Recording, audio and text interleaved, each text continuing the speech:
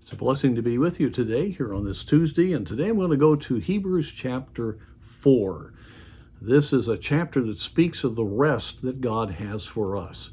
And this is speaking of a rest of faith, believing that God is going to do a mighty work and not being in turmoil and fear about whatever you're having to face. This is speaking of what happened when Israel was ready to go into the land. They did not go into the land, we find in chapter 3 of Hebrews, because of unbelief.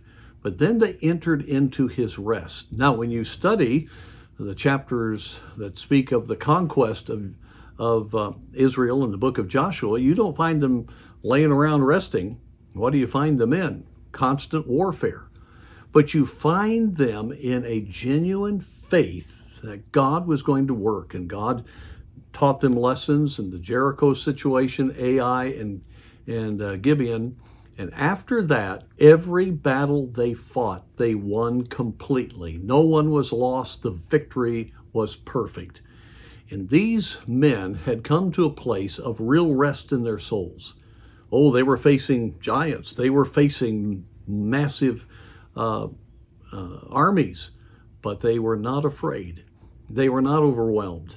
They knew if they followed God's instructions, God was going to give them a divine victory. That's an exciting thing.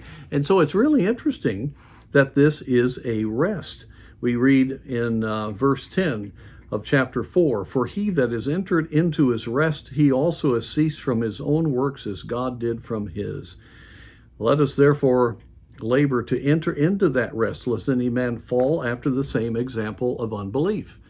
And so here we have the admonition, don't fall into unbelief and not experience what God wants. Instead, believe God, and once you are doing what God wants you to do and you are depending upon him, resting in him, you're going to see ongoing victory.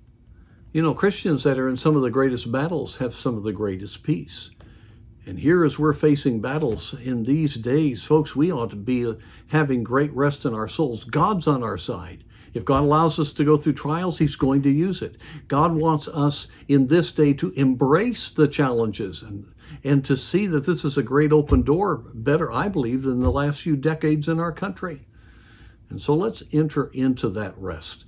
Let's believe God. Let's not be filled with anxiety, but instead let's believe him and realize that the only thing that's going to take away our rest is unbelief. And may we not fall into that. May we have that great joy in our hearts as we serve the Lord.